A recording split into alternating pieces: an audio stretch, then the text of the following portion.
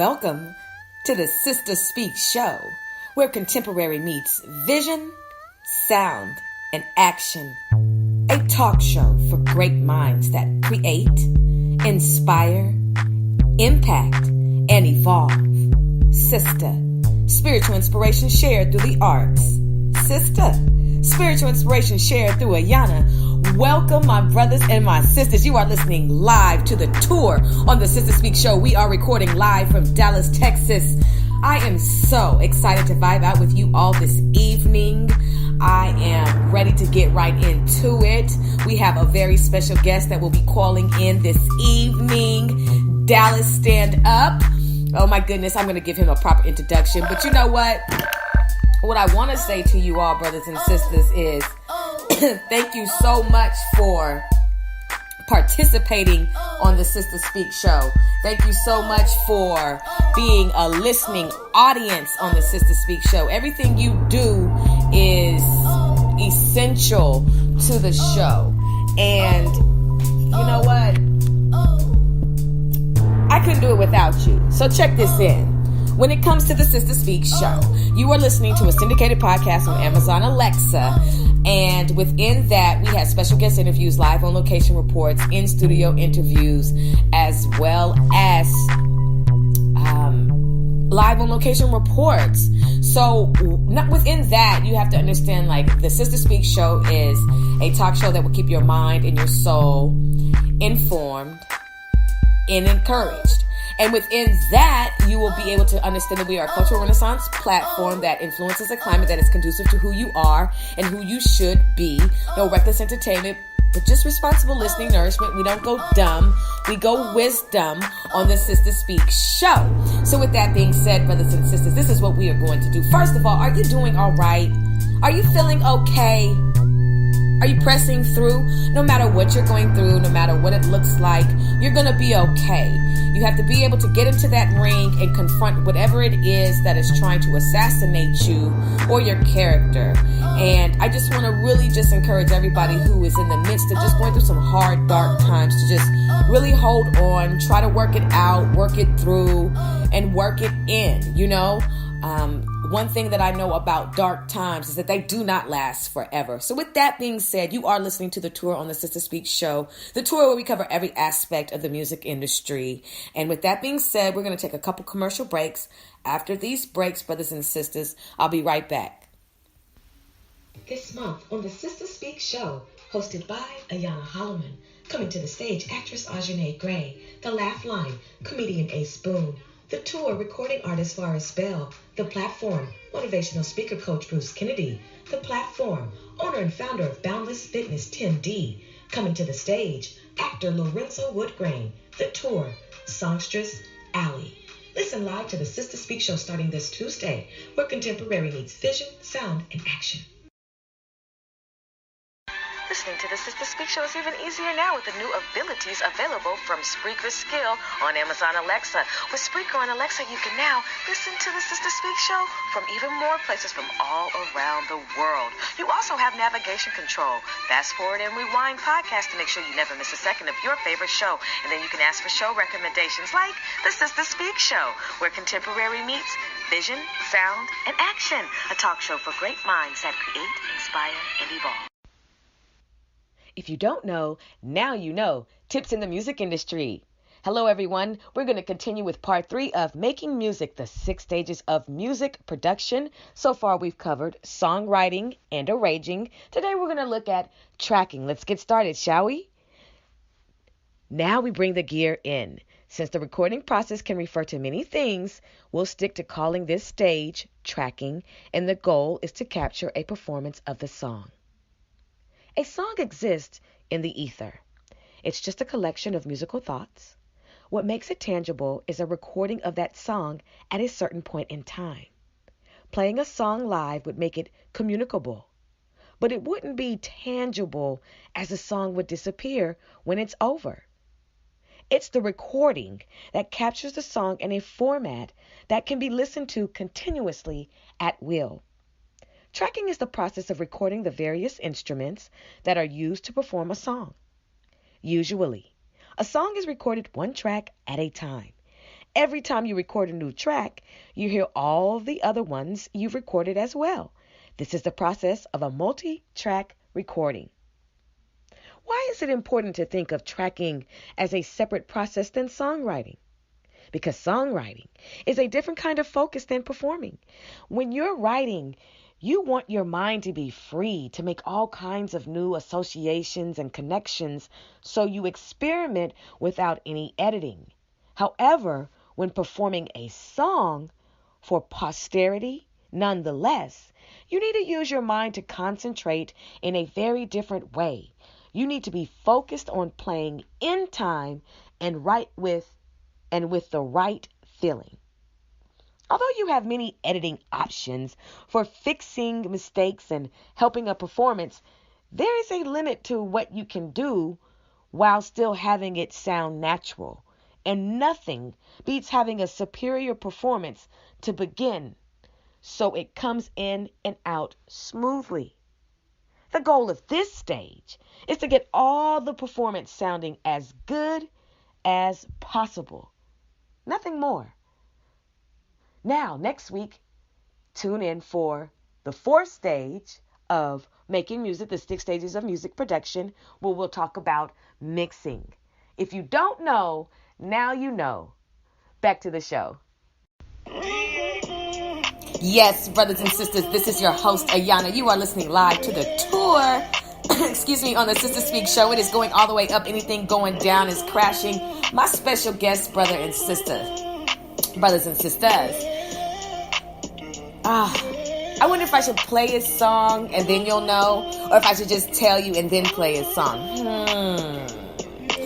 Ooh. Okay, this is what I'm going to do. I'm going to play his song, and then I'm going to tell you who our special guest is. This song, well, if I tell you the name of it, you're going to know who it is. Brothers and sisters, my special guest this evening is Varus Bell. Oh, yes. And you know what? We're going to kick this off right.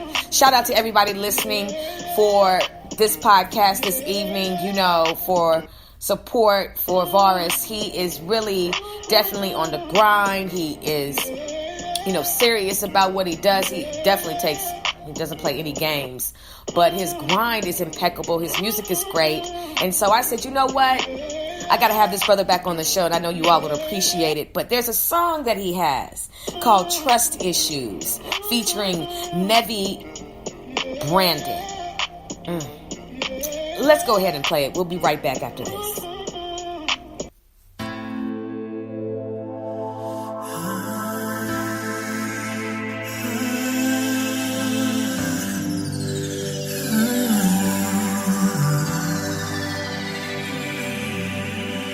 She don't wanna love no more.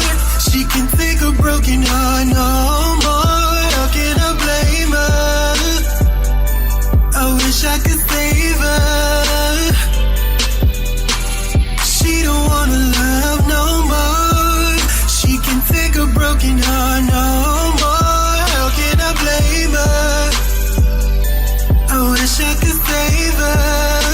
I wish I could save her. I don't blame you for that attitude, but recognize gratitude. All those heartbreaks and them letdowns force you into solitude. I know it's hard to drive down Lover's Lane because of the avenues, and love would never ever be the same because of sex magnitude. All this takes is trust and values, so don't be rational. Calling me in names won't change a thing, so don't be practical. I know what pain is, so don't be discouraged, cause men get hurt too, but don't dwell about it, just pray about it, and you'll move on too. Your past is your past, that's why it's your past, can't do nothing about it. Move on and stay strong, try to hold on, forget all about it. Your heart when not men, you started a trend, what you gon' do about it? All you want is a man, you sick of these lanes, all you want is somebody. You like kissing and touching and squeezing and rubbing and love if he got it. You don't care about money, don't care about cause you're not into Bugattis. You don't care about fame, forget all these games, all you want is somebody. All you want is a ring, you sick of these games, all you need is somebody. She don't wanna love no more. She can take a broken heart no more. How can I blame her? I wish I could save her. She don't wanna love no more.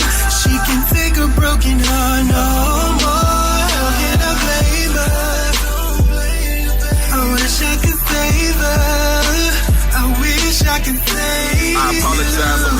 men. Cause we're not all the same, we get blinded by our lust and greed. And we do the same thing, it's not you the reason most men cheat. But it's kind of a God thing, I'm not saying that it's okay to cheat. But it's kinda our domain, I know you insecure and got trust issues. But you're not the one to blame, I blame your ex-man cause you's an angel, girl. And men play mind games, I see the pain and I see the strain in you. Just let your past go, you too beautiful for them sad faces. Let them emojis go. I know you've been hurt in the past, I know you can't do nothing about it. You wanna move on, you're always alone, can't seem to get out it. Your love will not mend, you wanna have friends but your heart won't allow it.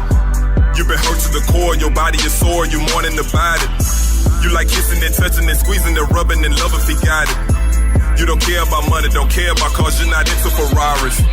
You don't care about fame, you're sick of these games, all you want is somebody. All you want is a ring, forget all these games, all you want is somebody. She don't wanna love no more. She can think a broken heart no more. How can I blame her? I wish I could save her. She don't wanna love no more.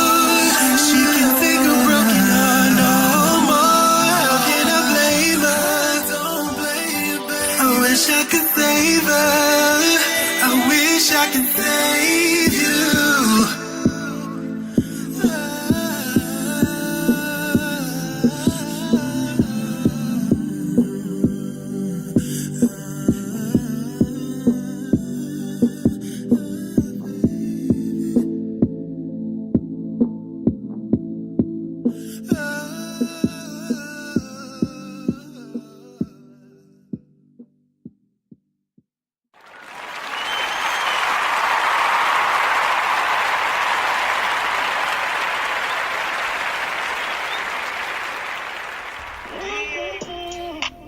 Trust Issues, Varus Bell featuring Nevi Brandon. I'm telling you, that I love that song. The first time I heard it, the first time he sent it to me, I was like, oh my gosh.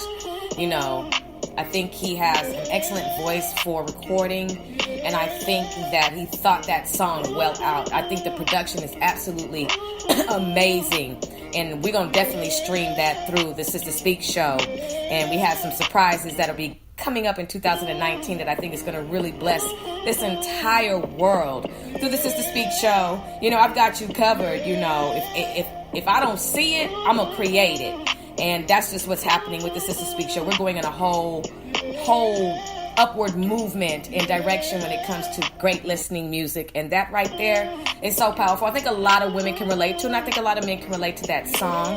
You know, you get to a point where you just have had enough, and I feel like he captured the emotions of what a woman experiences when she's just had it. You know, when she's just said, I can't do this anymore. So, you know, I don't think anybody should ever give up on love. I don't think anybody should ever give up on being found or seeking. You know, I think it is very important, to never let anyone or anything steal what is good and take away from what is good. If love was designed to be good, then don't let anybody take that away from you.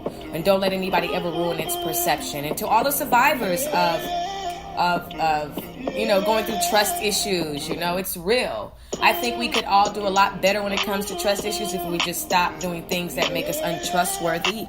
And that's for males and females, to stop bashing. It's just we equally share a lot of the blame and why relationships are dysfunctional and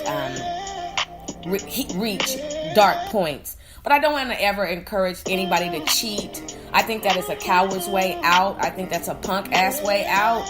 And if that's how you deal with the dark times in your relationship, you really don't deserve to be in a relationship. And there's nothing about you that's so special that you have to tip out or tip in. That's for women and men. You know, there's a way to conduct yourself to where you don't end up looking like a hoe or having to deal with the lake of fire because you're doing too much and because you're immature. And that's for men and women. Anyway, with trust issues, shout out to Varus Bell. I can't wait for him to call in, and we're going to vibe in about what's going on, what's new with him, you know, his perspective when it comes to this industry. Got a couple questions, you know, got a few vibes that I want to, you know, emerge in with him. So everybody, check this in. The Sister Speak Show, where contemporary meets vision, sound, and action. A talk show for great minds that create, inspire, impact, and evolve. Later on in the show, I've got a clip for you all from BET, Finding Nivea. I didn't get to play it last week, but I'm going to play it for you this week. And then I have another segment that I've added to the entire Sister Speak Show called, well, it's not a segment that is going to have, like, it's just a little clip for you all within my shows called The Perspective, where I am highlighting articles that people read that kind of cater to my thought process. And not only that, I have a surprise for you. I'm not going to tell you that one. But anyway, stay tuned, stay locked in. This is the Sister Speak Show, where contemporary does meet vision, sound, and action. A talk show for great minds that create, inspire, impact, and evolve. We'll be right back after this commercial break. This month on the Sister Speak Show, hosted by Ayana Holloman. Coming to the stage, actress Ajanay Gray, The Laugh Line, comedian Ace Boone, The Tour, recording artist Varus Bell, The Platform, motivational speaker coach Bruce Kennedy, The Platform, owner and founder of Boundless Fitness Tim D. Coming to the stage, actor Lorenzo Woodgrain, The Tour, songstress Allie. Listen live to the Sister Speak Show starting this Tuesday, where contemporary meets vision, sound, and action. Brothers and sisters, I have to make this announcement. Last night I was supposed to have an interview with Ace Boone, but due to some stress-related issues, I wasn't able to come through and record the show. So we've rescheduled for next week on the 19th. Tune in with us live on Friday to the Laugh Line. I'll make sure that you all are definitely experiencing a worthwhile wait. Okay? Thank you so much for your patience. So, brothers and sisters, what's up? You know, with the music industry, I have to say this. There is so much going on. So I really value the fact that my special guests, to me, create amazing music. And there are people who send me their music, and I listen to it all the way through. I used to be the type that wouldn't listen to the song, because if it sucked, it sucked. If it sounded sucky within the first 2 seconds, I'm like, nah, I can't do this. But I have learned to really listen to the entire song and give somebody a chance. Now, after that chance, if it's still sucky, then all I think I can say is, you're going to have to go back and try to get that together. But for the people who do send me music that sounds like a fresh breath of air, thank you so much, because the music industry needs resuscitating. It really needs a whole makeover as far as everything is concerned. I think a lot of people are wounded by the music industry, and a lot of people have had some highlights. But I think the most thing is, how do you thrive in the music industry? How do you make it in such a cutthroat industry, if you will? What I'm beginning to learn is almost like every industry has a gatekeeper industry, where and this is something that I've learned from listening to The Breakfast Club with the interview that they had with Mike Epps, and it was a dialogue between Charlemagne and Mike Epps, and it was just about the gatekeepers, with all of everything that's going on in comedy, and we'll kind of cover all that when we get to the Laugh Line this Friday. But with the gatekeepers, in the music industry, I wonder how many of our people have had the power to uplift and bring somebody on and haven't, just because they are just, a hater, because they're not willing to share. I've learned that God is not a midget. I know Jesus the Christ he's not a midget. So I don't understand what that's about, but I do know that there are people who do have access to some things, and you could help other people out, but you choose not to. And I don't know what that fugazi is about.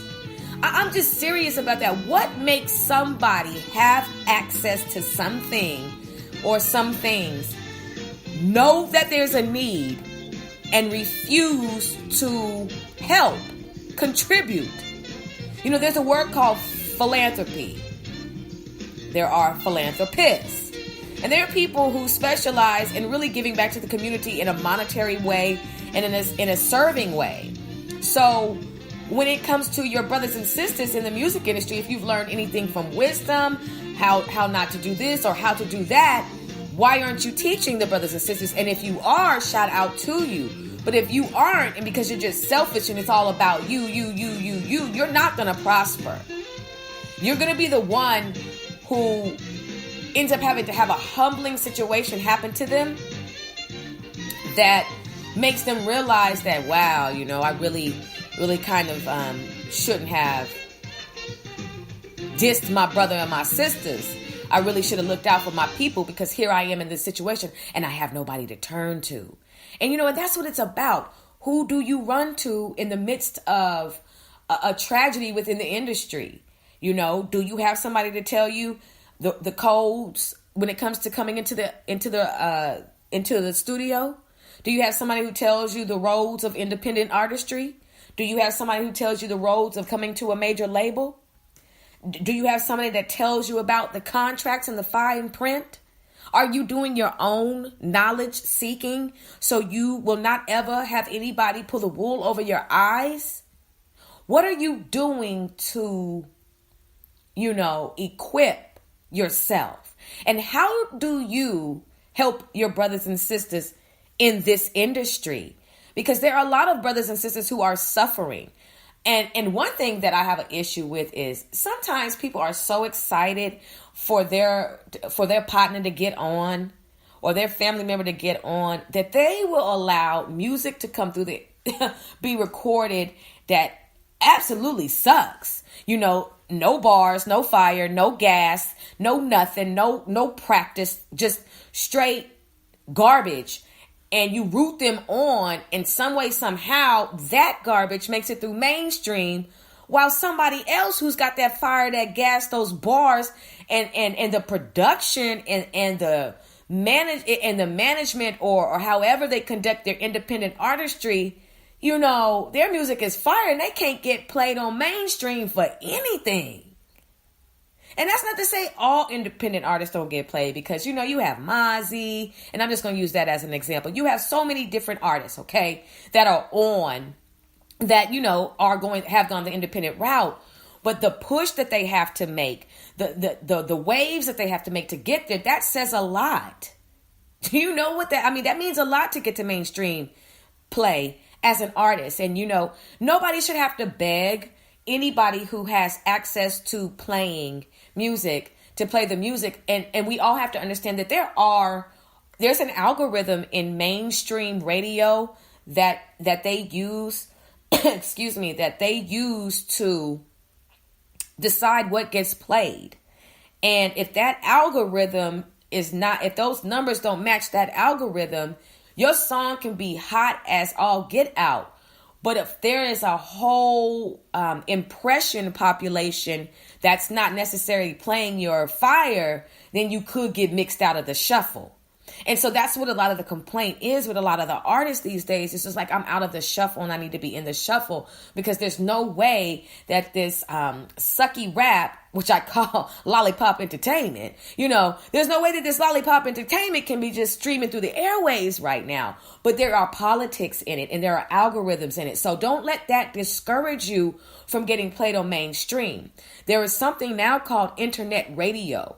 And if you're willing to allow your music to be played on internet radio while you are climbing the charts to get played on mainstream, then you have a higher success rate. You're more than likely able to get to that mainstream play because you're willing to go through the process. A lot of times people, for instance, with podcasts, a lot of times people don't want to come on podcasts because they just want to go straight to what they see popping on YouTube and so forth, Breakfast Club and all those other mainstream interview blogs, if you will, vlogs. And, shout out to them because, that's where they are, and they deserve whatever is for them right now, because that's what they do. And they've put in a lot of work individually and collectively, but a lot of times people just want to skip the process and they want to go straight to,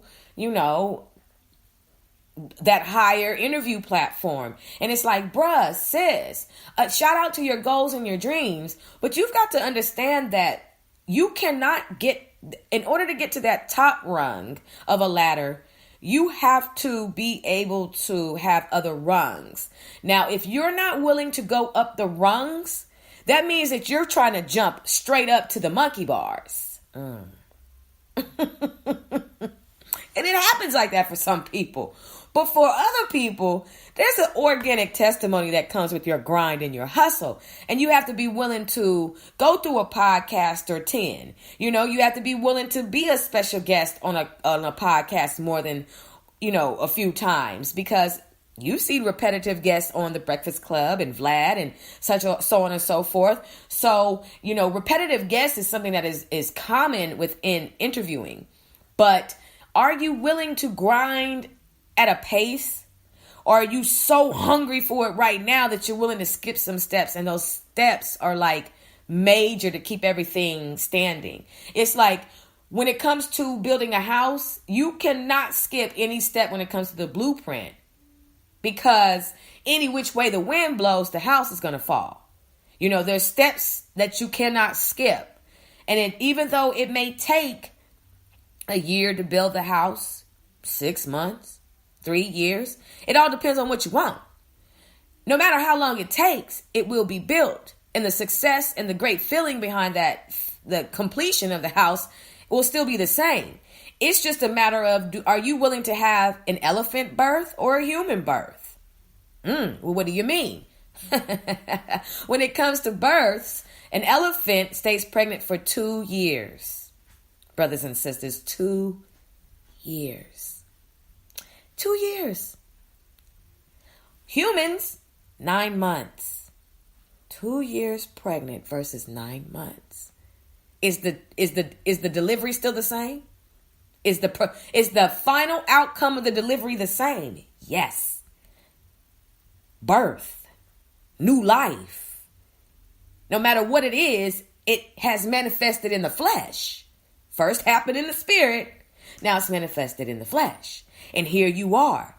And it came at the right time. We suffer from lack of patience, brothers and sisters. It's so serious. I'm so serious about that. I want you to be encouraged when you're on your grind. I want you to understand that when it comes to the Sister Speak Show, especially the tour, where we cover every aspect of the music industry, we want you to be equipped. We want you to be, and in that equipment, that includes knowledge, wisdom, application, sharing, uplifting, encouragement, and helping other people get on. I'm about the village. I'm not a hater. I am a factor. I love helping out my brothers and sisters. If it weren't for you, my brothers and sisters, I really wouldn't have an objective. And so with the Sister Speak Show, not the Ayana Show, it's the Sister Speak Show. And that means that it's about you too, because we're sharing through the arts. We are sharing through Ayana second, but we're sharing through the arts first. So that is inclusive of my brothers and sisters, because I am so tired of seeing controlled platforms. What do you mean? When it comes to the music industry or any other industry, there are controlled platforms, and our brothers and sisters who work for these platforms, they are under a contract, and there are certain things that they cannot do, and there are certain things that they cannot say. But here, it's a different guideline. It's kind of like going to school online. It's on you to be disciplined to make sure you show up to the computer and do what you got to do. And that's the same thing with here.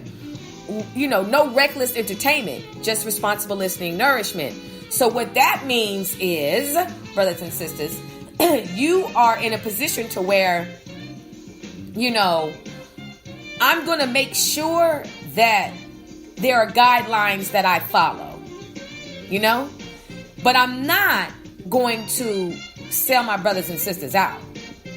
I care about them.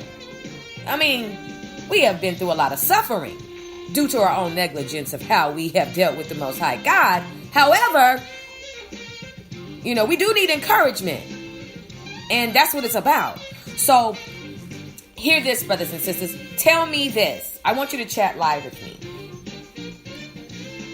What does your next album look like? The cover, the songs, the production. Which way do you want to go with it? What feel are you trying to have? See, what I like about you independent artists is this.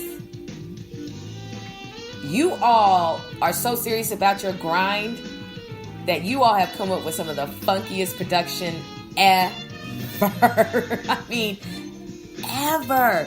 Your productions are so amazing, and arrangements, everything is just on time, and it's just a matter of time before a lot of people hear you. So, like I said, if you're willing to go through internet radio, you've got something. Have you ever thought about college radio? You know, those are some of the most amazing run shows ever. Shout out to the historically black university and colleges that run radio stations and have their own show. I mean, it's amazing because it's a great vibe. You know what I'm saying? So listen, you're listening live to the tour on the Sister Speak Show, where we cover every aspect of the music industry. I am your host, Ayana. We are recording live from Dallas, Texas. Shout out to everybody who's sustaining their podcasts. Shout out to you all who have a platform and you have special guests and you have amazing content and you have a structure and you know which way you're going with your show. Shout out to you all. May you continue to prosper and do your thing. I just want you all to add the Sister Speak Show to your listening shuffle. Okay? So this is what we're getting ready to do, brothers and sisters. I have a clip for you that I want to play from BET Finding Nivea. Who's Nivea? Now, my special guest may call in, so I'm going to kind of drag this introduction out just in case because he's supposed to be calling in. So here we go. Nivea, R&B artist, female singer. She came into the music industry 2000, had a couple hits, and she is the mother of Dream, who's a music producer, as well as Lil Wayne. Lil Wayne, shout out to both of you all, everybody. Anyways, Nivea came on the scene, and then she left the scene, and they found her. Because it's called Finding Nivea, you know. And they have to find you if you're not around. And I always wonder where a lot of artists are. I'm sure you do too. Because remember, I know you all been listening to the show, but I don't know if you all listened to a couple segments where I was like, where's Chucky Booker? You know, I got to find him. He's an R&B artist. Dope, amazing singer, an amazing, producer of music. He's just amazing. And I was like, where's Chucky Booker? Where's Chucky Booker? And I was on Instagram and I found him. And so I'm like, hey, Chucks, I'm going to ask him for that interview. So, and even before that, who do you all want to hear me interview? I'm really going to start opening this up to you all just a little bit more. Who do you want to see me go after for that interview? I've reached out to 5 people, and I'm waiting for them to respond. This is a non-paid interview, but why not do it for your people? Only thing, look, I pay in encouragement, okay? That's how I pay. I pay in not getting all in your business, but extracting amazing elements that expose you as an artist, okay? Look, it worked. Brothers and sisters, calling in live to the Sister Speak Show is my special guest this evening, Varus. Let's give him a round of applause. Yes. How you doing? That's good. You know what, Varus? It's been a long time since we last spoke, and I said I gotta holler at my brother, see what's up, what's cracking. Let's talk about a couple things, because I respect your perspective when you post a lot. So I said, let me get him on the show, and you decided to come, so I appreciate that.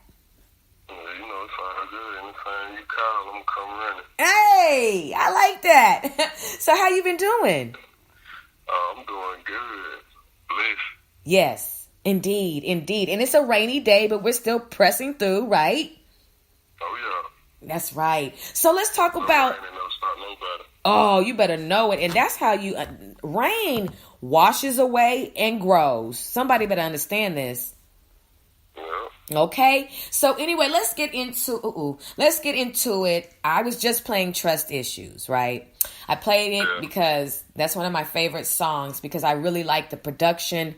I love the way you arranged it. I think this song, it just really speaks to what a lot of people experience. And I just want to get into it. What inspired you to create that song? I really wrote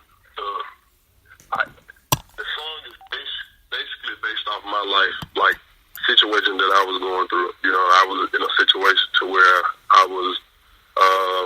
I wanted to be a husband. I wanted to be in love, but I was scared to because I was in so many different situations dealing with the wrong women. But I just knew that if I wrote it from my perspective, it wouldn't sell. And I know that it's women out there who have suffered from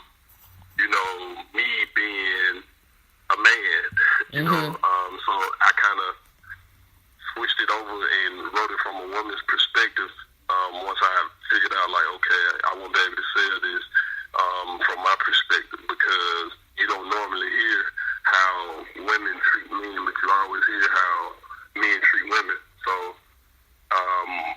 I had to change it up a little bit, and everybody has trust issues. A lot of people don't speak about it because men don't speak about it because they feel it will show that they're weak or that they're emotional and stuff like that. So. No, I agree. No, I appreciate it. I think, have you made a video for that song? Yes, I did. It's on YouTube right now. Okay, everybody, y'all gonna have to go to YouTube and check that out. I'm gonna go to YouTube and check that out too. I'm looking at YouTube right now, but I'm gonna check out that video as soon as we end this interview. One thing that I appreciate about that is I think it does open up a discussion for how we can mend how we've hurt each other. Because I think if we all take ownership and stop saying men do this and women do this and start saying humans do this to each other, then you can start healing versus taking on a narcissistic role and doing that blame shifting. You know what I mean? Right. I think that, when it comes to ownership and accountability, I think that's one of the first stages of maturing. And I think once you can kind of get to that and say, okay, look, I did do this. I do have this issue going on, this, that, and the third. I think, talking about it and being honest about it, and not being embarrassed about it. Like you just said, we all got trust issues, I think it just allows us to heal and maybe enter into a relationship. But we got a lot of people who are married and single that have trust issues. Right. I think that the world itself suffers from maturity because, people it's so many different narratives about everything nowadays, no matter what the case may be. We talking about trust issues right now, and you have men who will sit in your face and tell you that they don't have trust issues, but they can be in the house later with a woman for, a whole day, and she get up and say, I gotta leave and go somewhere. Then it'll be, where you going, who you finna go with? You know what I'm saying? That, not only is that a sign of insecurity, but it also is, part of having trust issues also. Yeah. It's the same way with women, they can see women looking at their man, and they will question the man and be like, why she looking at you? It can go. I can speak about this all day. I see it all the time, and they're just us as humans. I think so. I think it is, and I also, like I said, we have to get to a point to where we heal and we let go. But if you are holding grudges, or if you, let's just say two people are together and they go through a dark period where the trust issues evolve, honest forgiveness is different than somebody saying, I forgive you, but still harboring it, And I think that's another thing that makes relationships not be able to grow is if you tell me you forgive me, and if I genuinely apologize to you in a fight that may happen or a disagreement that may happen later, if you throw that in my face, well then wait a minute, did you really forgive me? Right. You know what I'm saying? So how would you deal with that? How would I deal with it? Yeah, how would you deal with it? Or how do you think people should deal with that? It just depends. I can't really speak from a woman's perspective on that. Yes. Because you could never tell a person how they should act in certain situations. Me personally, if a person say they forgive me or, tell me they forgive me and then they throw some of my face, me personally, like, I'm done. I'm done. And I hate when someone, even if you do something for me and then you bring it up again, like, I'm done. Like, I never look at you the same. I never deal with you the same. Yeah. Some people have forgiving hearts, and they do forgive and let go. Some people don't.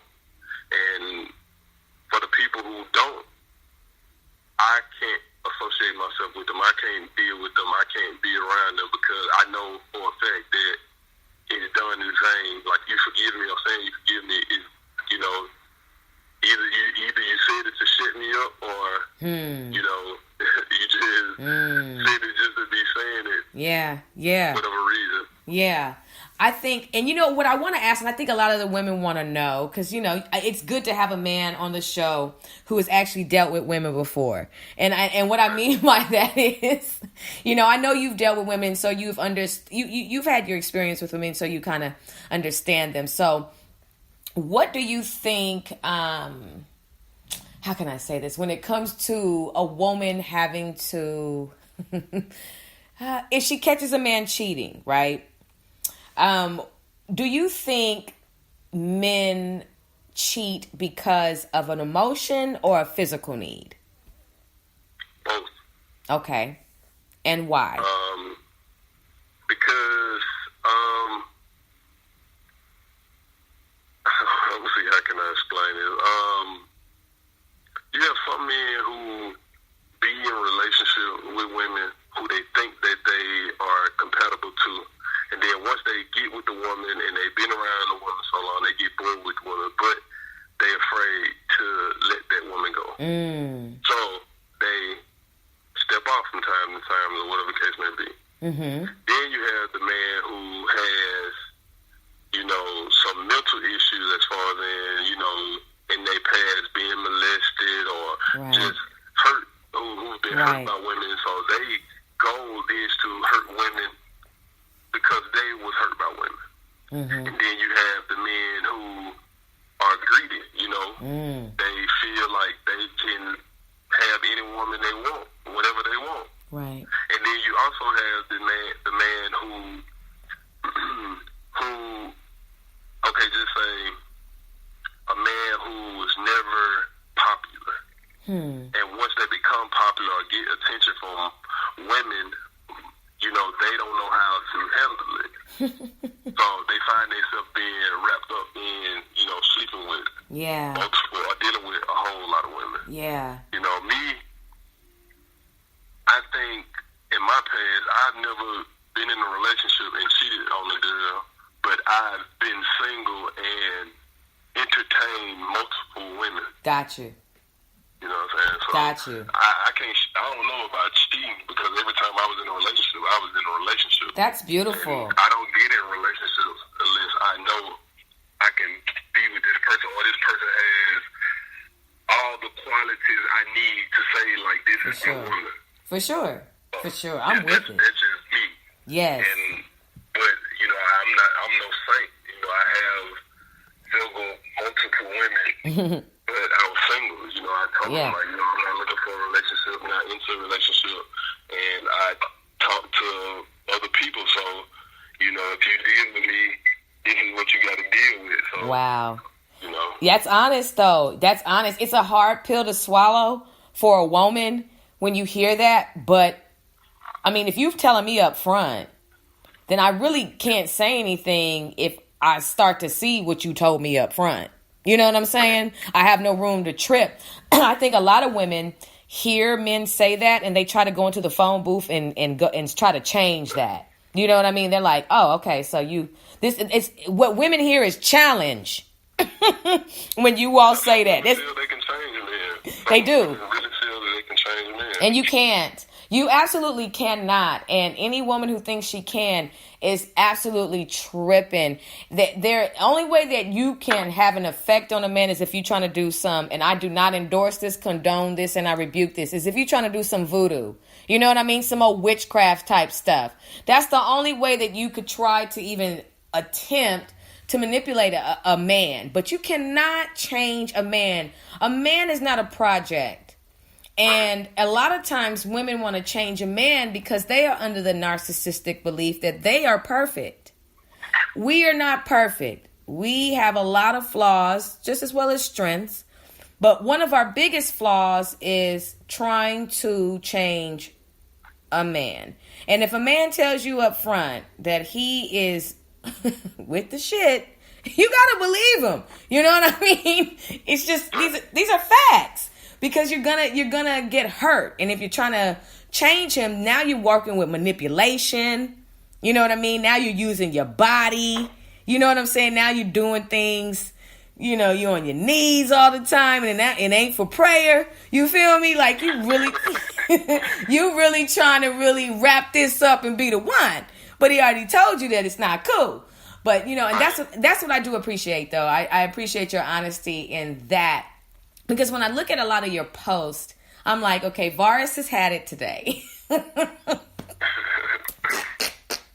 He has had it today. A lot of people, you know, when they see my posts or when I post something, and they just be like, you know, where his mind be? Like, you know, what is he dealing with? What is he going through? Or stuff like that. But I don't necessarily be going through nothing. I just be, it just stuff that just pop up in my head, and I just, you know, I like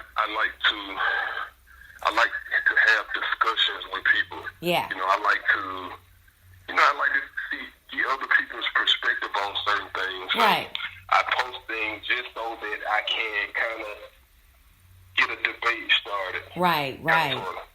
I appreciate that. So since the last time we talked, how has your music evolved? A lot. Because the last time we talked, I was just moving to Dallas, and now that I've been here a little while, I kind of just been soaking in this big city. You know, just the whole feel of being in Dallas. So my music been picking up pretty good. Not as fast as I want to, but I'm just being patient. My time coming. Yes, it is. You know, I'm just working, really, like just working and praying and working. That's it. I see it. No, I want you to continue with your grind because, you know, I'm working behind the scenes to create a bigger platform for you all. And within that, there's some licensing that is required for me to do that. And that's what that's what I'm doing. With that being said, I really need you to continue to grind and continue to put out that fire because it's not in vain. You know, a lot of times, and this is what I was saying before you called in, a lot of times, you know, there's nothing wrong with having goals, you know, to want to have our music played or you to have your music played on mainstream. There's nothing wrong with that. But there are so many other forms of radio as well that has a lot of juice that's playing independent artists. There's a lot of internet radio. There are a lot of college radio stations. So there are different ways to get this music heard. And I just want to be a part of the platform within the licensing so I don't get fined and anything like that, to where I can open it up to where we got some real stuff happening. So make sure that, you know, you're looking to see all of the internet radio stations that they have out here, you know, all of the college. I'm trying. It's so political now. Really? Tell me about that. It's so political now, and you know, I want to get on radio stations. I've been to SMU, you know, trying to connect with different people and try to see, you know, what type of radio station, like on campus radio station, do they have? Or, you know, I'm trying to network with these different radio people to, you know, just show them like I really have talent. Yes. I really have talent, and the fact that I don't have the big budget or I don't have this big cosign from somebody who's super popular in Dallas, like they just overlook it, be like, oh, okay, you know, saying, oh, you rap, so okay. Yeah. And, you know, I'm much more than that. So yes. Those are the few things that I deal with being here. Yeah. Like people don't want to give me a chance because, you know, for whatever reason. Yeah, but the thing about people is I'm glad that there's not only 5 people in this world. Right.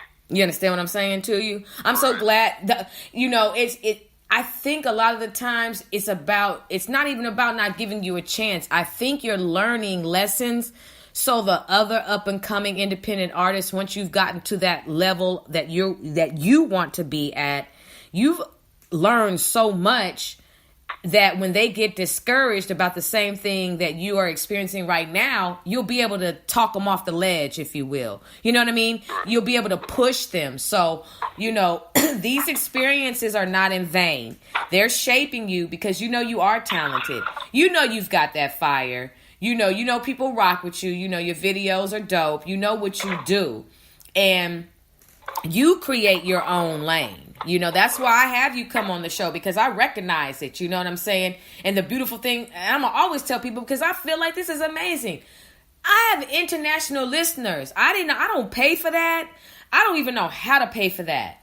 You know, but these people, by the grace of God, found my show. You know what I'm saying? And now, when you've got people in all over the world listening, it's like, dang, they listening to all the interviews. So you being heard, you know, a lot of times, it's sad to say, but a lot of times we become popular in other countries before our own, you know? I sure can't wait till I get that type of thing. You know, a lot of times, like, people will be like, oh, have you heard about, and the next thing you know, there are a group of people in London they're like, oh, such and such from the U.S. And the U.S. is like, who? And the next thing you know, they blow up, because that's what happens. I've noticed even with my interviews. When I interview people, next thing I know, there's special guests over here. And then people in their own city are recognizing them like, oh, hey, I want to interview you. You know what I'm saying? I ain't even from your city, but let me interview you. Next thing you know, people within their city are interviewing them. You feel me? So it's just about that fire catching, but you know what you're doing and you know what you're putting out. And like I said, there's a lot of platforms that are created to really push the independent artists. And you never know. I know Ben Wade, producer Ben Wade from Dallas. He came onto the show. We had a wonderful vibe. And he was making beats. And one day he woke up and he got an email from National Geographic asking him they said they were interested in his music for Africa's Deadliest, and they wanted him to audition, and he got the part. So his beats accompany the background music for Africa's Deadliest. He did not go after that. That is something that dropped into his lap. He had never even had that on his radar as a goal, and he just woke up to it. So as long as you continue to grind, make your moves, have your email available, have your page public, you know, and equip yourself with the knowledge and wisdom that you need for this industry, you're going to wake up to that email. These are facts. So continue to do your grind. Right. Okay? Mississippi, stand up. I need y'all to play this music on y'all radio. What are y'all doing? Who y'all playing out there right now? Who is on y'all airwaves right now? Because if y'all don't have Varus Bell on y'all airwaves, who do you have? Have y'all not heard Trust Issues? That stuff is fire. I almost said ish. That stuff is fire. Come on, SMU. Don't make me I'm going to have to email them and say, hey, this is the Sister Speak show. I got a song I need you to play. It's one of your natives. I got you, Varus. I so appreciate it. Yeah, for sure. So, what else is going on with you as far as your fashion is concerned? Because we also know that you are a fashion designer.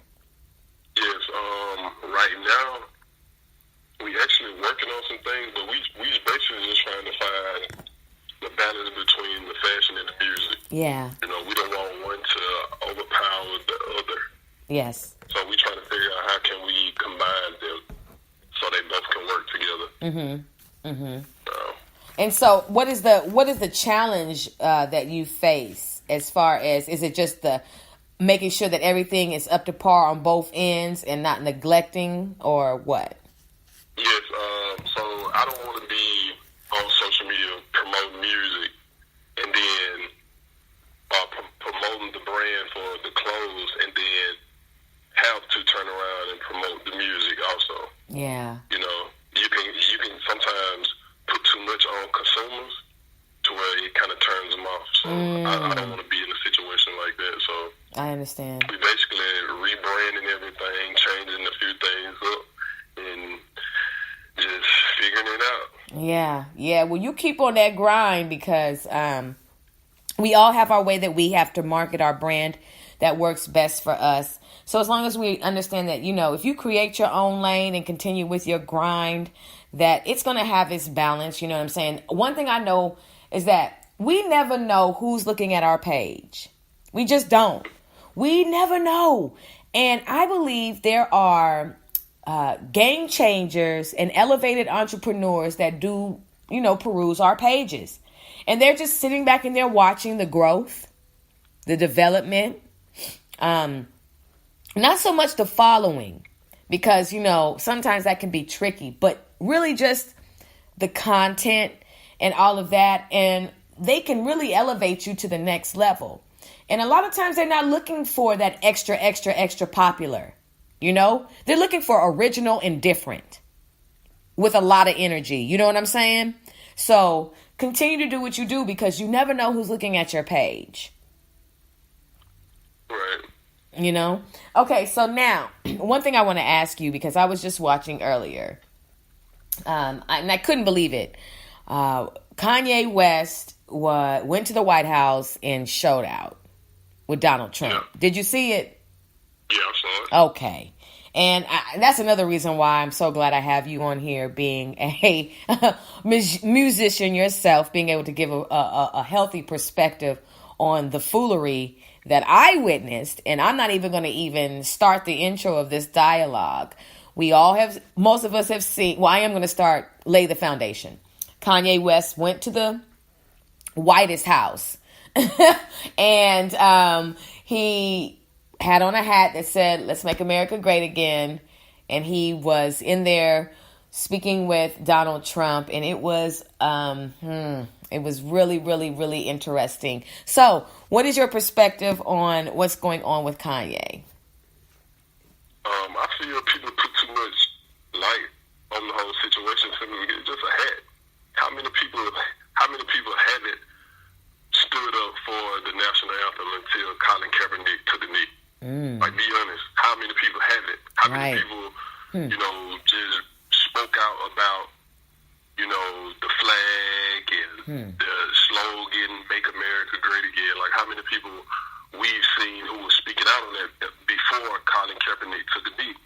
Because I know for a fact it's a lot of celebrities who speak who's going against Kanye West now, who made songs about, I'm a real American and I'm American this and, love the country, the land of the brave, all that type of stuff. And I was actually online today looking up some of these artists who have, made all these posts about Kanye West and he's this and he's that, but they made songs about America. And it just, to me, it's just a hit. If he can go in there wearing the hat and get Donald Trump to, do something to, free Larry Hoover or bring some type of change to prison reform and stuff like that, I don't care. Like, it's just a hat.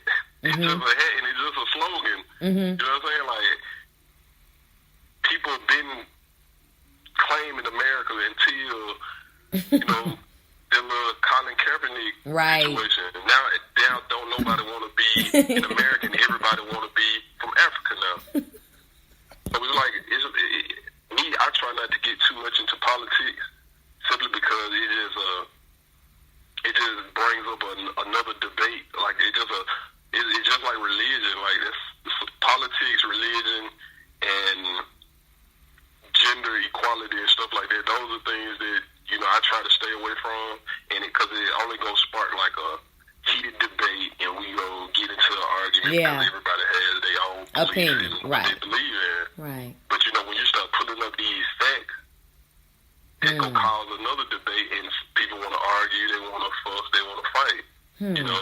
So it's just I just let people do them basically, and I think about it and I talk about it sometimes just to see other people's opinion, but I don't go too deep into it because I know it's gonna cause a debate. And me personally, like, if he can get Larry Hoover free, and if he can bring some type of justice to prison reform, and all the stuff the injustice stuff that's going on in prisons across the world, especially in Mississippi, the Mississippi Department of Corrections, because I was there and I dealt with it. I'm all fuck, he can wear. I'll make him a hat. You know what I'm saying? But it just the thing, like, make something happen. Yeah. Like, make something happen. Like, yeah. Forget all the talking, forget all the hats, forget all the slogans, forget all this other stuff. Make something happen. That's all I care about. Making something happen. Yeah. Talking ain't got us nowhere. Yeah. Oof. Wow. Yeah, I agree with that. I think that, and I thank you for that perspective, because you just made me think about, other artists who do make songs where they are glorifying America. I feel, Make America Great Again. I never knew when it was great. And that's just me. And I know for some people it's just a slogan, and that's fine. I just know that in a statement, even if it wasn't on the hat, Make America Great Again is really a matter of an opinion, because for some people America was great. There was a time for to some people it was great, and even though it may not have been our people or the people who look like us, but for some people it was. And so in that's great for a lot of our people too. Oh yeah. I believe that it was, but there was. I know exactly what you're saying, but all black people in America wasn't broke, poor at all. Statistics, all that. So it was great for a lot of people, but for a lot of people it wasn't. Right. And I think a lot of people, when they hear that slogan, they're basing it off of slavery. And that is something that's always a topic. So let me ask you one question. If another president had made the statement, "Make America Great Again," and it wasn't Donald Trump, would we still be having these type of debates and discussions? I think that if President Obama, before he, whatever his term was up, if he had made a statement that said, "Make America Great Again," or "Make America Great," whatever the case may be, will we still be having these same debates? Probably not. We've had these same discussions. I don't think. I think there would be a debate, because that's just what people do. But I think it would be a different context, and then you would have to throw in then what R&B singer or what hip hop artist or what white person in that role in the industry would then be in Kanye West's position. So who would be that white counterpart for what Kanye is? And then what would he be doing that is so offensive to his people? Because he may have a Black Power fist on his hat and be like, "Make America, make America black again." You know what I'm saying? Or something like that. And that would spark a debate, because why does this white boy have a Black Power fist on his hat? You feel what I'm saying? So it would have to be the same dynamic. It couldn't just be Obama saying that. It would have to be the same type of outrage scenario of, what is Kanye West doing there? Why is he in the Oval Office? Why is he hugging Donald Trump? Why is he doing all these things with Donald Trump? So we would have to have a white person that's doing the same thing with Obama, and have the white race be just as outraged as, "Why are you doing this?" You know what I'm saying? It would have to be the same level playing field. Yeah, I try, like I said, I try to stay away from it, because all this could just be a tactic, some type of pun. You know it. Come on. Worse. Oh yeah. It just be publicity stunt. You know that. I always think like that. It could be anything, so I don't try to put too much into it. But Varus, let's be real. I don't mean to cut you off, but when is the last time in your life that you've ever seen a hip hop artist be able to just dominate the Oval Office? A black hip hop artist dominate the office in that manner. When have you ever seen something like that? Because nobody else really wanted to go to the White House necessarily. Like, I think Public Enemy a long time ago, I think I read an article, they said that they wanted to go, but they wasn't allowed because of how they was trying to come to the White House. They was trying to come on some aggressive type. But I feel Donald Trump knows that Kanye West is a clown at this point, and that he feels that he controlling Kanye West in a sense. But I also feel like feel like both parties are trying to use the other to get something. True. That's very true. That's why I look at it like this ain't nothing but a publicity stunt. Right. Because each one is using the other. Like Donald Trump using Kanye West because he feels that Kanye West has a big enough following in the black community.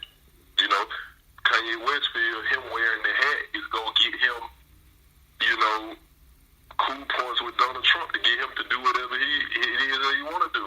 And I just recently found out from talking to my father, who my father grew up in the South Side of Chicago, 51st and Indiana, low end. And he used to you know, be in Parkway, you know, Normal Street, stuff like that. So wow.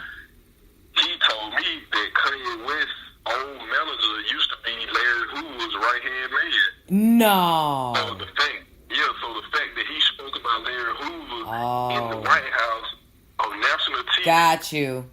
All of that was like it all was, you know, it's just crazy how he spoke about it on national TV, and then you dig up his background that his old manager used to be Larry Hoover's right-hand man. So he spoke on this man to try, I guess they trying to get him apart.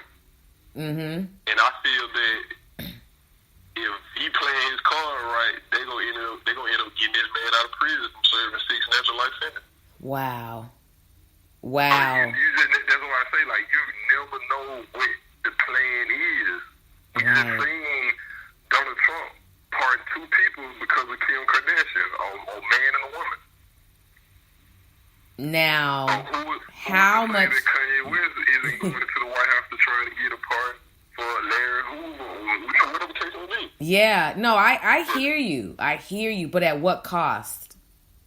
We don't know. That's the thing. At what cost? Because Kimmy. Because you know he's not finna. You know Donald Trump is a businessman also. And he also likes to grab vaginas too. What you gonna give me?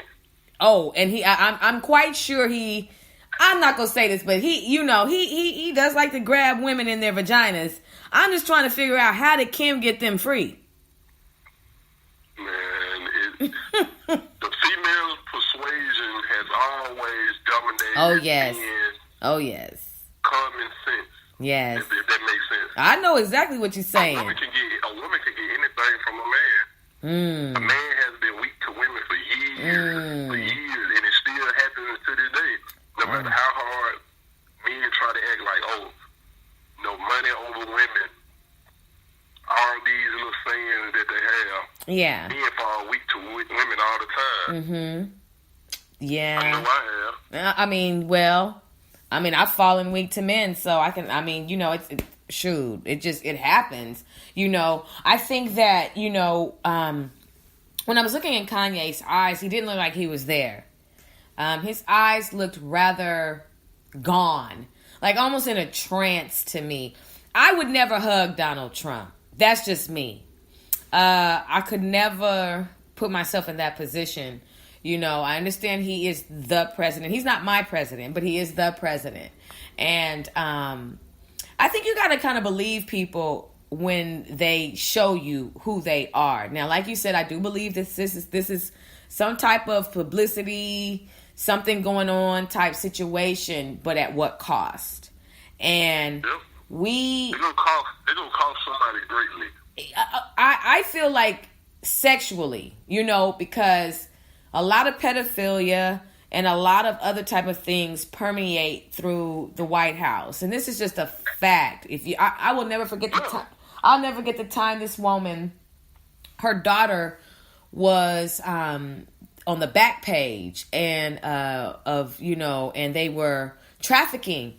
And so she came to the White House to speak to the Senate about changing these laws. I need somebody to eradicate this back page. And so I'm looking at all the politicians, right? There's no type of concern, sadness, oh my gosh, on their face. And I was like, that's because they used the back page. They don't want the back page to be taken down, even though it's been taken down. They don't want that to be taken down because how they gonna get their hoes? You know what I mean? Come on. Politicians been using escort services. Come on. What is it, brothels? Yes. For years. Years. When Lamar Odom overdosed and they rushed in with the ambulance, so many politicians and big time people was in this brothel or whatever during this raid. Wow. The fact that a lot of these people did non-disclosures, you know, their names and stuff couldn't be brought up. Wow. I think two names were brought up. And I forgot. It been like a couple years. But yeah. Think about when Lamar Odom went through his situation. Yeah. Ooh, I did not know that there was other people in the house. See? and you know what? And to add to that, I was reading this book, and former President George Bush Sr., they were saying that there was a group of boys coming out of Oklahoma that were being bused to the White House for services. And that a lot of time, like there was a big article about it. They had taken these boys up there, and the boys were meeting with the men. And so, you know, there's a lot of stuff that goes on behind the scenes, and that's why it's really amazing how we just got through watching, you know, even with the whole Supreme Court justice and all of that type of stuff. Like, look, you can't be a Supreme Court justice if you ain't done nothing sexually wrong. That's what I feel. That's the only way you can get up there. You got to have done something out of line in order to be considered to be on the court. You know? It just, the whole system to me is corrupt. And I read a passage before I came home from prison. It said, "Is there justice in the system, or is it just us in the system?" That's crazy. And that little passage, yeah, part of that passage still sticks with me. Is it justice in the system, or is it just us in the system? Yeah. Well, one thing I want to say to all of my brothers and sisters, those who are locked up, as well as those who are, you know, on their way, on parole, probation, you know, to all of my brothers and sisters who are in this world and are experiencing, you know, a lot of setbacks and why is this happening, conversations and things like that. I just got 2 words for you all, and it's on you to do your homework to find out what this is, because I'm not going to do it for you. I got 2 words for you all that should give you all some hope for what's to come. Reversed captivity. That's all I'm going to say. Y'all Google it. You do your research and you find out about reversed captivity. It's a spiritual thing that is to come. Reversed captivity. Because a lot of times people say, you know, how are our people want reparations, our people want reparations, our people want reparations. Look, we're not going to get them. First of all, we're never going to get them, you know, because our promises come later on. There are some things that we will receive as a result of what we've had to go through that won't even come until the Lord comes back. But we are impatient people and we want it right now. I just got to say this to our people. You know, when it comes to a punishment, you got to serve the time. And then sometimes you get off early. For our people, there is a time coming that there will be something called reverse captivity. That's all I'm going to say. The last will be first and the first will be last. Come on, my brothers and sisters. Varus Bell is on the tour on the Sister Speak show. Yes, indeed. And we all need to understand that, because when a lot of people say, why are we in slavery? The white man put us in slavery. No, brothers and sisters, here we go. This is to dispel every myth and every lie you have been taught. This is the truth right here. We got out of hand with the Most High God and broke the commandments. We would not follow commandments, and he put us in slavery. Period, everybody. That was our punishment. Yokes of iron. We've been in slavery before when we were in Egypt. This has been our punishment every time we get out of hand. We go into captivity. And so we, in this 400 years of slavery on this journey here, that was our punishment for the 12 tribes of Israel. That's just it, everybody. The problem where the white people messed up at was they didn't mess up for being our slave masters, because that we were given over to them for our punishment. They messed up because they treated us badly. They whooped us. They hung us, skinned us alive, tortured us, lied to us, brainwashed us, separated us mischievously from our families. They did an awful foul thing. And so they will be punished for that. It's called reverse captivity. Now I gave it away. They're going to go into servitude. And a lot of people are like, are you serious? Very much so. But you don't have to believe me. I wouldn't tell y'all this if it weren't true. That's why there's no amount of money you can give me for my punishment. But what can happen is later on in life, the first shall be last and the last shall be first. That's good to me. I thank y'all for listening to the Tour and the Sister Speak show. I love it because we just need to understand some things about us. I don't want to march. I don't want to have a workshop. I don't want to do none of that. I know why we in this position. And the Lord gave us one solution. And we are pussyfooting around it, trying to find other ways and instead of doing the one thing that he told us to do, which was to repent so he could heal the land. He said he'll hear from us and heal the land.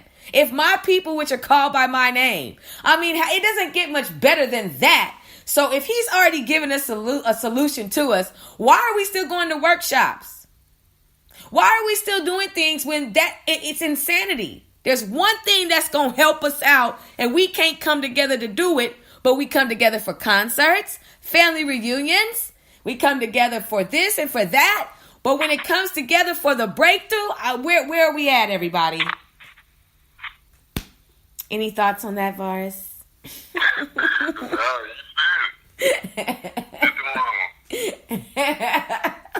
So that's just what it is, brothers and sisters. Oh my goodness. You know what, Varus? I appreciate you for being on the show. I love being able to engage with you about, different varieties. I think you're very articulate, and you always bring your scuba gear because, we're going to definitely dive some meters in our conversations. But I just appreciate your perspective and how strong you are as a man.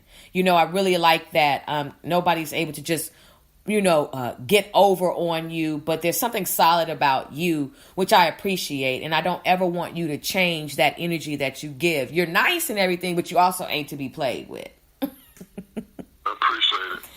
It's all good. So one thing I do want to talk to you about is, what do you think is going on with the mumble rap, and how long do you think it's going to rule the music industry? I think it's going to rule the music industry simply because, we live in a generation where the younger generation are the future, and that's what they love. So it's going to be around a long time. A lot of us won't even be here, Wow. when it starts to fall off, the charts. But I think it's going to play a big part, because you got to understand, the Migos, who are considered the king of the mama rap, right. they are considered to be bigger than the Beatles right now. Wow. So that's the thing, and all the young kids, they want to rap like the Migos, right? They want to rap like Lil Baby and these other guys. So that's the thing.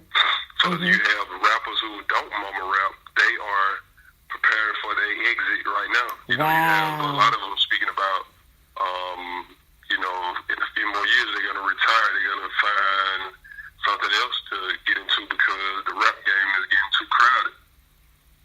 And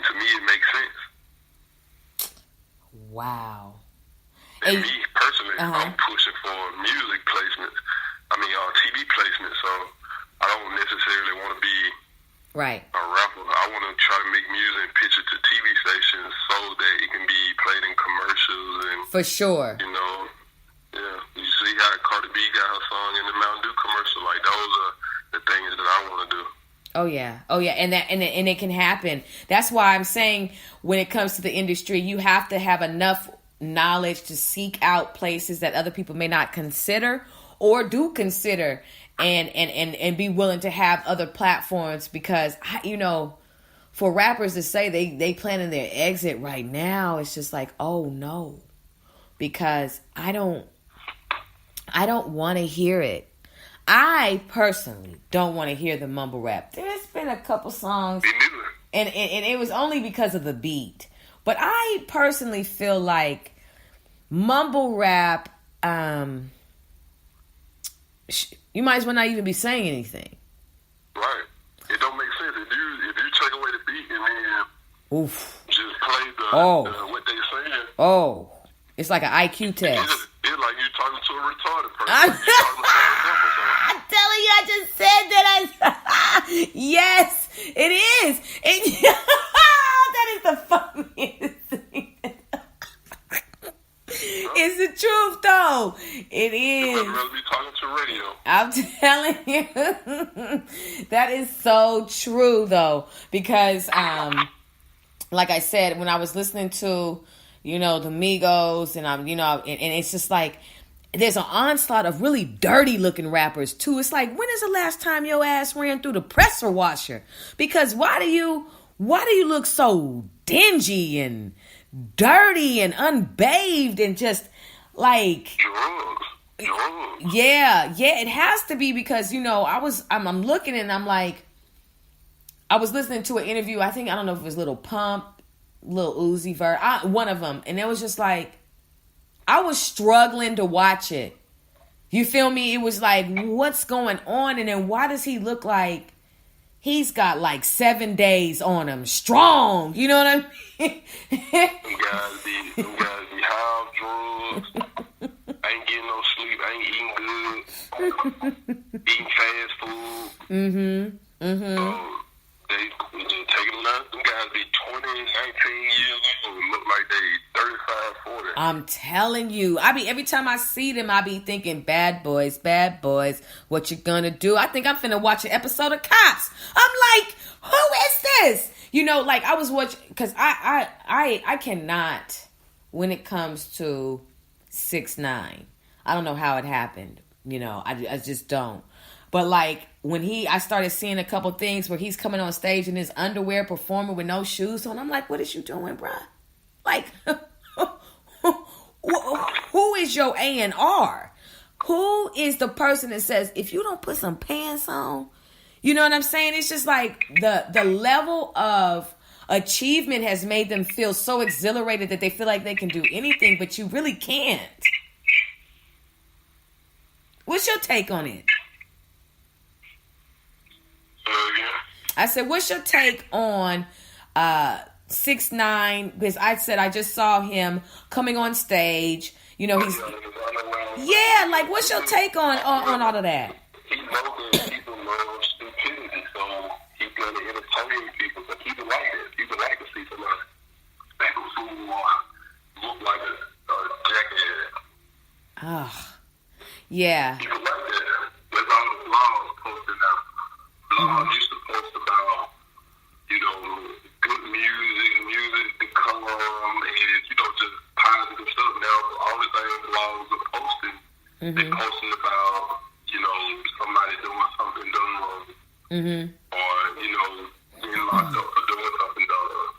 Yeah, for sure. I feel like 6ix9ine is the puppet, along with a few other Mexican, South American musicians that are being used to push the agenda to prey on our brothers in Mexico, in Central America, and in South America. Because, newsflash, everybody, we need to be getting along with the Mexicans. We need to be getting along with the Central Americans and South Americans, for the simple fact, those are our brothers and sisters. Those are our cousins. We are all people. We don't need to be funking. We need to be uniting. With that being said, when it comes to 6ix9ine, I feel like he is being used to push a negative agenda on our brothers and sisters in Central and South America. Because, I know he likes to give out money to the children. Kudos. Appreciate that. You're not just holding on to all of your ducats because you somewhere deep down inside, you remember Daniel, which is what his name is. You remember Daniel, the one who was struggling with his mother and his brother. So when you see people, I do appreciate that about him because he still sees himself in the youth in that aspect. But the music, you feel me? And what he's saying is the part that is just like, dang, it's leading the brothers and sisters, the young ones in a certain way. And so then here comes, well, if we got a man to do it, we got to have a female. So who do we bring to bring the young Central American and South American girls under an influence? Cardi B. So you got to look at how the industry rotates and how they maneuver and how they set out to use people. You think you popular, but you really for an agenda. You know what I'm saying? And this agenda that's where it's going to even feel like you can't even sleep at night because of all the other people who are affected by your music. You know what I'm saying? Hello? Brothers and sisters? Varus, are you there? Well, anyway, brothers and sisters, so when it comes to that, there is an agenda that we have to understand is being pushed. So a lot of times people be so desperate to be popular that they don't really realize that they're being used. You know what I'm saying? And sometimes they sign that contract and now, they're like, why do I have to put this on? Or why do I have to say this? Or why do I have to do that? And it's because you're our puppet. It's bad to be a part of an industry that doesn't really care about you, but only wants to use your talents to exploit you. And so that's why you have to guard your brand and everything that you do to make sure that you are not being played. And you have to be willing to not want to be famous. If you don't want to be famous, you can go so far in life. But it's that fame that can kind of lead you into temptation. And sometimes that temptation will wreck you. So understand this, brothers and sisters, it's very serious when it comes to everything that you do, everything you produce, and your whole mind state. I appreciate my special guest for calling in this evening. I appreciate us being able to vibe out. His Instagram is Varus Bell. He's going to call back right now. Okay, what happened to you? I don't know. I think my phone lost service. I was like, look, I'm all deep in it. I'm like, hello? No, I was listening. I heard everything. Okay. Okay. So anyway, no, I was just saying that I feel like they're pushing an agenda through them. And I was just asking you, what do you think on that? I thought that, but I still don't know because, we hear all the time how a lot of music executives and a lot of big time people in show business, they always try to push the light skin, good hair narrative because, a lot of people feel that dark skinned women weren't as pretty as light skinned women or natural hair wasn't pretty, like it didn't look better than straight hair. Right. But now we live in a world now to where being black is the thing, having natural hair is the thing. Yeah. So in a way, I do believe that they using Cardi B, using Tekashi 6ix9ine because you got to think about it. The type of music that they're making right now, it couldn't have been played. They wouldn't have made it in generations years ago.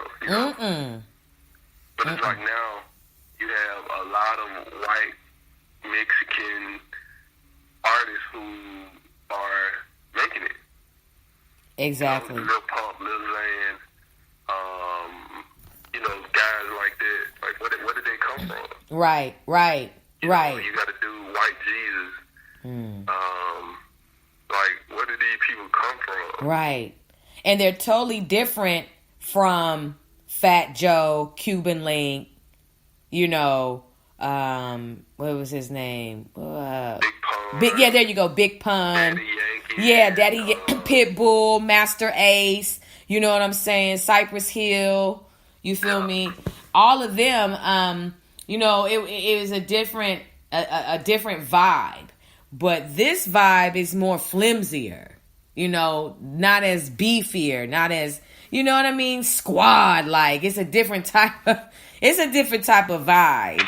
Completely, Gone. I don't think gone are the days of great rap. It's just that we've got to sign a listening petition to get this mumble rap out, because I hear too many. That's the thing, and people just want to follow trends now. Yeah, basically, but that's the problem. It's just like I've been saying period before. I've been saying period. But now everybody said, but now because the city girls are saying period, it's like period, but been saying period. You know what I'm saying? So it's just like, sometimes you're ahead of the curve too. You know what I'm saying? But I think that when you follow trends, you can end up contributing to the downfall of an artist, because if you're just trendy, there's a word in trend and it's called end. Yeah. Okay, so we need to understand about trends, because I can't deal with garbage. So I'm really hoping that you all continue to put out hot fire so we can get it played and we can kind of like usher out. I'm not trying to hate on the Migos. I just feel like you three brothers are worth more than that, and you should do more than that. But if this is what's really going on in your head, if this is what the sounds that you actually hear in your head, then I can understand why you're putting out this music. If what we hear is what actually is happening in your brain, then I can't expect any more from you. And these are facts. It's the same thing with somebody.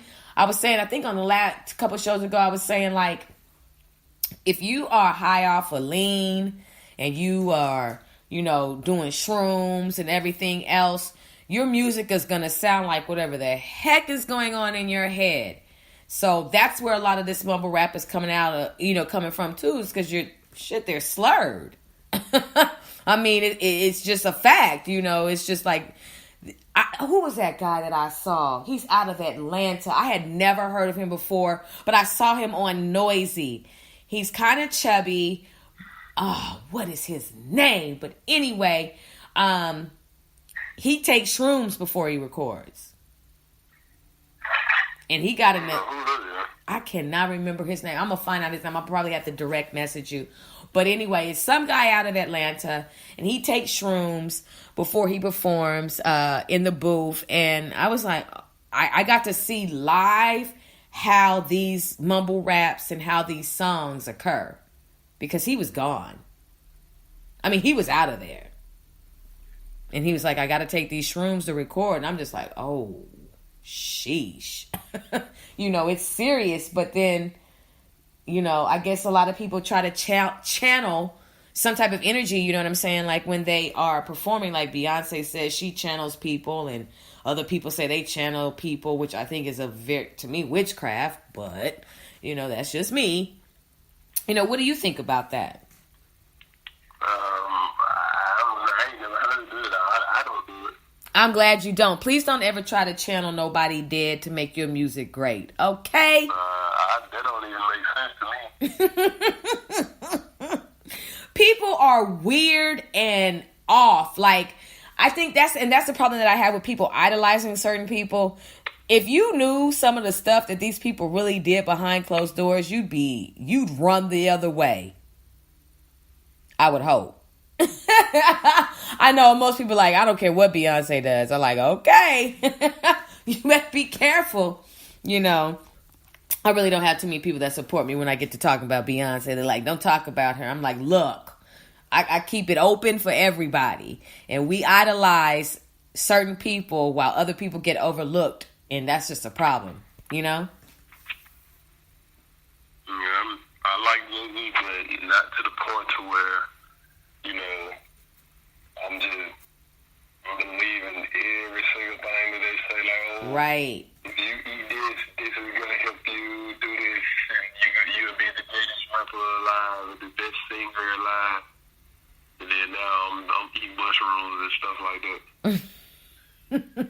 It's crazy. It is crazy. This industry is so crazy. So what's next for you besides in conjunction with the music and fashion? Can we see you on TV? Do you plan on doing any acting? What's next? And also tell everybody, even though I gave it to him, tell everybody your Instagram. I'm releasing another project called The Truth Be Told. The single is gonna come first. I don't know the dates actually, but the single will be first, and then I'm gonna release the full body of work. I thought about acting, but I'm just let those chips fall as they may. For sure. That's it. Just be expecting more music from me, and hopefully somebody will put me on a TV screen or something. Oh yeah. Social media is at Varus Bell on everything, at VARUSBELL. I'm excited. You know why? Because I wrote a script a long time ago in California, and one of my side passions is script writing. I want to produce a movie, and so I am in the process of learning about film, in the process of learning how to even write a more powerful script, because I want to make a movie out here, and I want to be able to use some of the people that I have interviewed from Dallas in the movie. So you stay tuned. I'm always, I always keep it within the show when it comes to anything that I need, because all of my special guests are so phenomenal, and you guys do so much. So I just shop within the family, if you will. You know what I'm saying? So with that being said, with your music, with your look and everything else, you're definitely on my radar, and I'm going to be in touch with you, about that as I continue to develop that, because I want to film a movie, period. And the plot is absolutely amazing, and I believe with my skills as well as everybody else's skills, we can really put this together and pitch it, try to get it on Netflix, and all that other type of stuff. So in 2019, I've got 2 big projects I'm working on to expand the platform for my brothers and my sisters. Okay, I'm down. I know it. No, you up, because anything going down is crashing.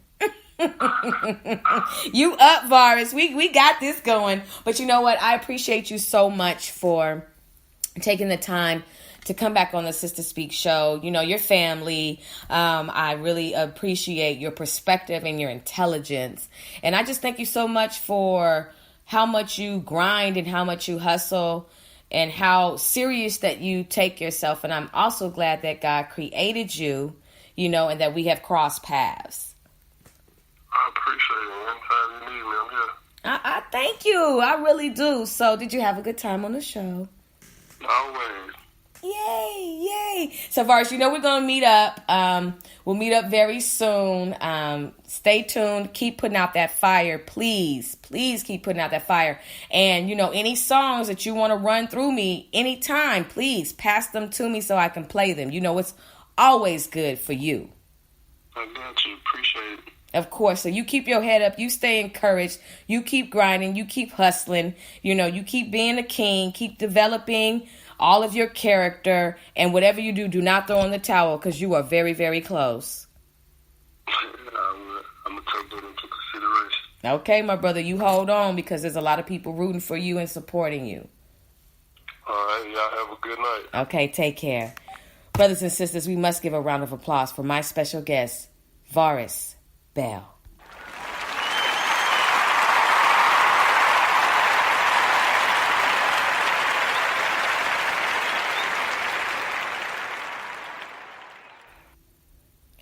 Okay, brothers and sisters, welcome back to the Sister Speak Show. I have got 3 more things for you, and then we are out of here. I have to play this clip for you on BET, Finding Nivea. Okay, talks about the challenges of the music industry. She's very transparent. She's very open about this. It really caught my attention when I heard it, and I was like, I've got to rewind, and I've got to record, and I've got to share it with you all so you can understand the ins and outs of the music industry from her perspective and how cutthroat the industry can be. Okay, I'll see you on the other side of this clip. And then I have this clip, and then I'm going to play a new segment for you called The Perspective, and then I've got a treat for you. See ya. Hold on now. Don't go anywhere, and don't make me come looking for you.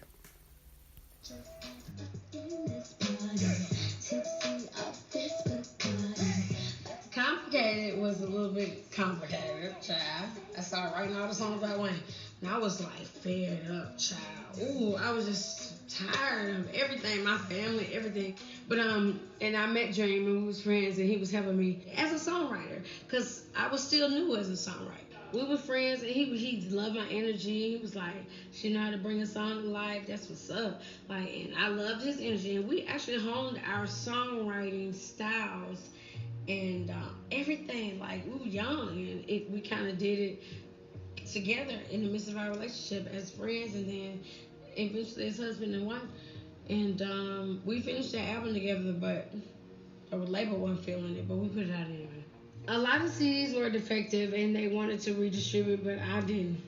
Especially with them clearly putting more focus and attention on the new artist, the new sellable artist, which was Sierra. I know you want my goodies. Like, she's clearly saying you're not going to get it, but you popping that. But, like, you know what I'm saying? Like, I'm not doing that. And I hate to say it, it's just honestly for black girls. Like, there was actresses, white actresses or whatever, they can pimp their image. They could have been married, like, oh, they're so cute together, but a black girl, tatted up, it's involved with hip-hop, it was just unknown of how to sell that. What was that? How do we make that attractive? That's all. So I've actually was told in the office, you're not fuckable. Like, nobody don't want to fuck you. So me and Dream proceeded to move forward independently. However, when my second album came out, still no black radio was fucking with me. They weren't playing. They was like, bitch, you too pop. And I'm like, I'm urban as hell. Like, this is ghetto. But they weren't feeling it. I was overseas. I went to Germany 11 times. I toured Japan. Like, I wouldn't go overseas. I ain't gonna go to platinum here. Urban radio would not play me. And if you didn't get urban, what they call urban fans, until I was at home. I was on my twins. I had Navy in 2005. I had my set of twin boys in 2006.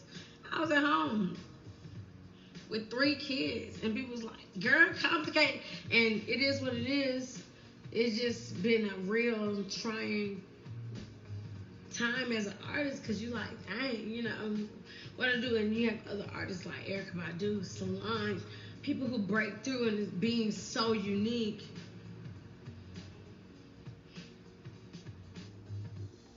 Maybe just one more time. You're listening to The Perspective. Whatever happened to real R&B, written by Chloe Sierra? With bands consisting of piano, drums, saxophones, guitars, and bass, meshed with a smooth, constant pause, creating power and rhythmic interplay, producing mellow, passionate, and auto-hypnotic textures while calling attention to no individual sound. Rhythm and blues, known as R&B, is a popular genre of African American culture, rocking jazz-based music with a heavy, emphatic beat. R&B music is music that you can groove to.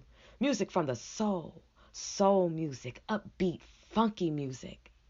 Originated in the 1940s, used by record companies to describe recordings marketing predominantly to urban African Americans, which lyrics was focused solely on topics such as economics, sex, relationships, and aspirations.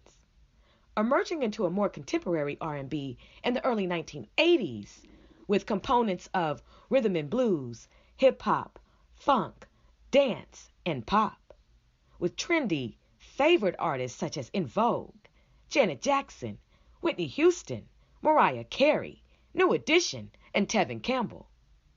Today's generation of R&B has a different feel from the 19th century. With artists such as Chris Brown, Usher, Trey Songz, and The Weeknd, R&B has gone to another level and has somewhat added a twist to the vibe and style of R&B. By 2004, 80% of R&B songs featured rappers on their songs. From 2005 to 2013, R&B sales declined. R&B music is not being bought anymore due to its limitations. In a recent article, 8 Reasons Why R&B Has Died in the Black Community sparked controversy in Whatever Happened to Real R&B. Some of the most successful R&B artists now are white, such as Justin Timberlake, Adele, and Robin Thicke. In 2013, Billboard's Hot R&B Hip-Hop Songs chart was topped by white artists 44 out of 52 weeks, including 37 straight weeks, January to October, where it was topped by either hip-hop duo Macklemore and Ryan Lewis or Thicke. Another topic that was discussed was too much focus on physical attractions and sex. When listening to Black R&B artists, their music expresses just how much hypersexual the music and lyrics have become. For example, Trey Songz' Cuddy Buddy, T-Pain, I'm in Love with a Stripper, and Chris Brown, Take You Down. R&B and hip-hop has emerged into a single genre. Am I the only one that misses the kind of sound that touches your soul? That just makes you groove. Those songs you will never forget. Because it marks a memory point in your life. We need that back. We need real rhythm and blues to come back. And I'm sure there are artists out there giving us that feel-good music. We just need to hear it from them. The blues echoes right through into the soul. R&B and hip-hop. It's part of the makeup of modern music. You can't turn your back on the blues. Artist Tank. The Perspective. Now back to the show. Brothers and excuse me, oh my God. Brothers and sisters, you are listening live to the Tour on the Sister Speak show. I am your host, Ayana. My special guest this evening was recording artist, musician, recording lyricist, Varus Bell.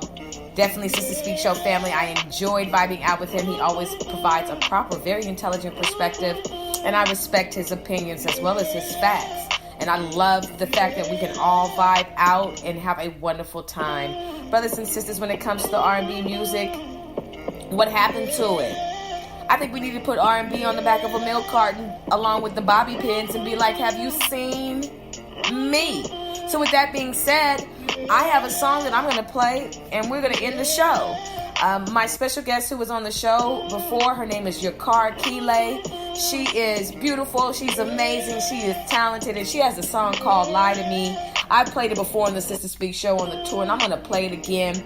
And that's how we're going to let you know that, yes, there are artists who are contributing to the good feel of R&B. And with that being said, brothers and sisters, don't forget that I have a special guest tomorrow evening on the platform. My special guest will be motivational speaker, Coach Bruce Kennedy out of Dallas, Texas. I mean, stand up, Dallas. This is what we do. We give back to the city. Okay? With the nitty gritty. No, but seriously, we get back to the city. You know, you've got to be able to focus on the people who are in your city as well as abroad. I don't care where you are. If you have a podcast and your podcast has a structure where you have special guests, you better be highlighting the people in your area. Don't let me come looking for him, because you know I'm going to interview him. And then suddenly now you just want to be on the bandwagon. They've been sitting there the whole time, and you wasn't even trying to check for them. And then you find somebody from Dallas, Texas, by the name of the Sister Speak Show, has located a dynamic, phenomenal human being that is impacting the communities with their passions. And I want to talk to them. And now you want to talk to them. I'm telling you, darling. If you stay ready, you ain't got to get ready. Don't let me come to your city snatching your peoples. No, I'm just playing. We can all share. Anyway, with that being said, brothers and sisters, your card Kile, Lie to Me, is going to be the next song that I drop on this show. And then after that, like I said, tomorrow night on the platform, Coach Bruce Kennedy is going to motivate us, encourage us. So you tune in for that at 7 p.m. Central Standard Time. And then next Friday, my special guest will be... Wait a minute. Wait. Hold on, because I got to tell you all this properly, because I know on Friday I have the comedian Ace Boone coming on. I done had a lot of interviews. I got like 150 shows. This is serious. Why do I... September? No. Okay, here we go, everybody.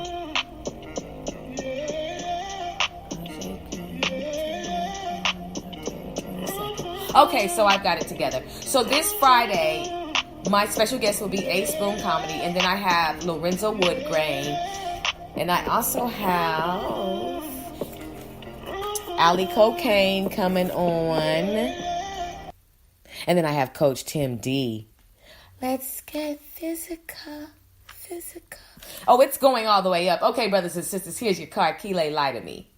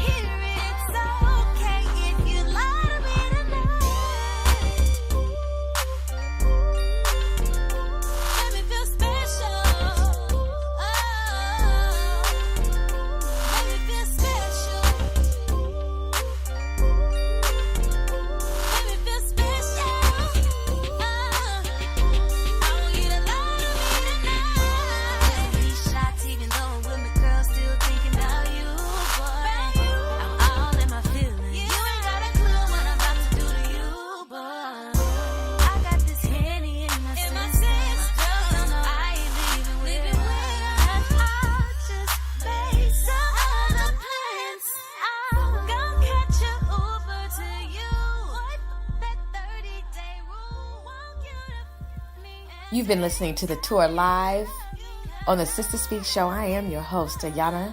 I've enjoyed my time with you. Shout out to Varus Bell. Shout out to everybody. I appreciate you all so much. You mean so much to me. This is Yakar Kile, Lie to Me. She's amazing. Isn't this song absolutely dope? You can check her out on Instagram at Yakar Kile. I'm so excited for everything that we have going with the Sister Speak Show, and I need you all to tune in live. Check out all of my on-demand shows. Tell somebody about the Sister Speak Show. Add us to your listening shuffle. You know, the time has been well spent, and I'm going to keep on encouraging you all. You all definitely say a prayer for me, and we will definitely converse very soon. I hope that you have a wonderful evening. I hope you take care. I hope you don't lose hope on love. I hope love finds you, and I hope you seek love. With that being said, I'll talk to you later. Take care.